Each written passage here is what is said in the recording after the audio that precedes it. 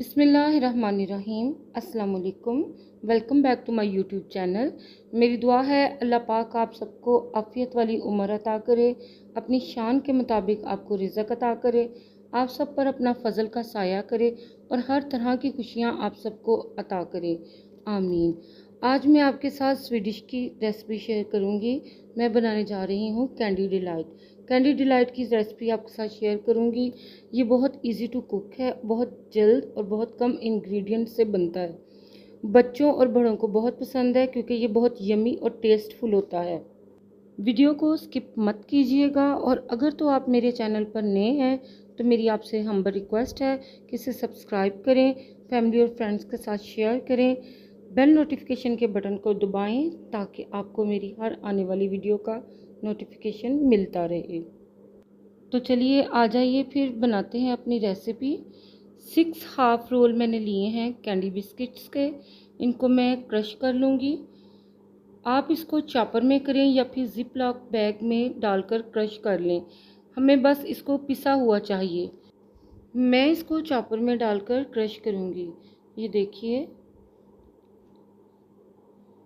बहुत अच्छा सा इसमें क्रश हो जाता है। इसको क्रश करते हुए मैं इसमें 1 टेबलस्पून भरकर मक्खन का डाल दूंगी। इससे ये बहुत अच्छा फर्म हो जाता है।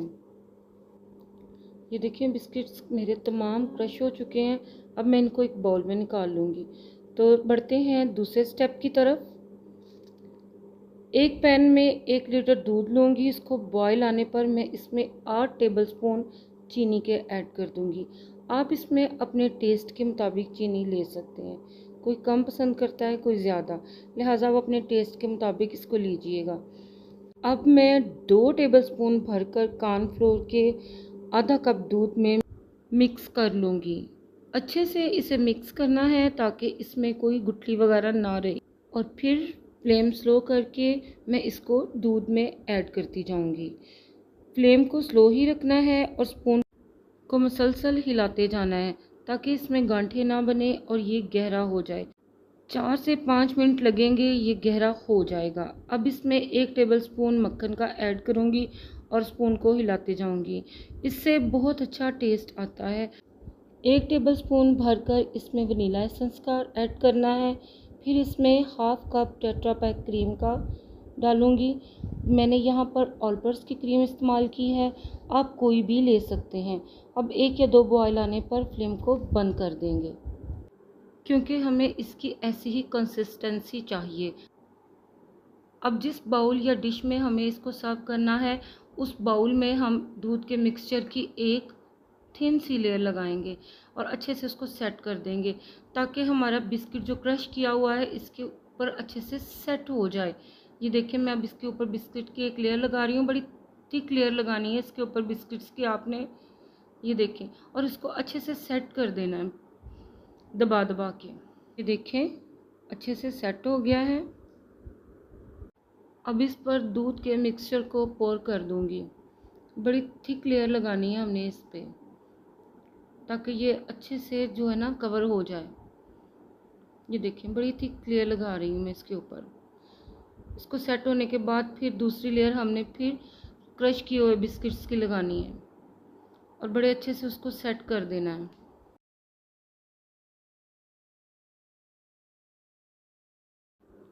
ये देखें बड़े अच्छे से सेट हो गया है। बहुत अच्छी इसके ऊपर लेयर लग चुकी है। अब इसके ऊपर मैं लास्ट लेयर दूध के मिक्सचर की लगा दूंगी और बड़े अच्छे से इसको सेट कर दूंगी। ये देखें बहुत अच्छे से ये सेट हो चुका है। अब मैं इसको डेकोरेट कर लूँगी।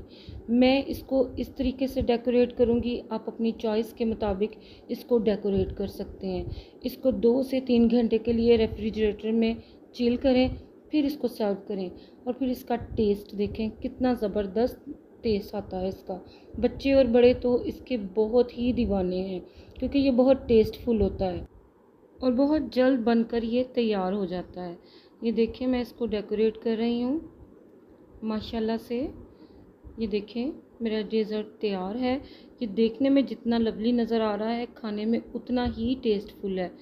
आप भी इसको इस तरीके से बनाएं तो आपकी फैमिली को बहुत पसंद आएगा। आप इसे बनाएं और अपना फीडबैक दें कि आपको ये रेसिपी कैसी लगी।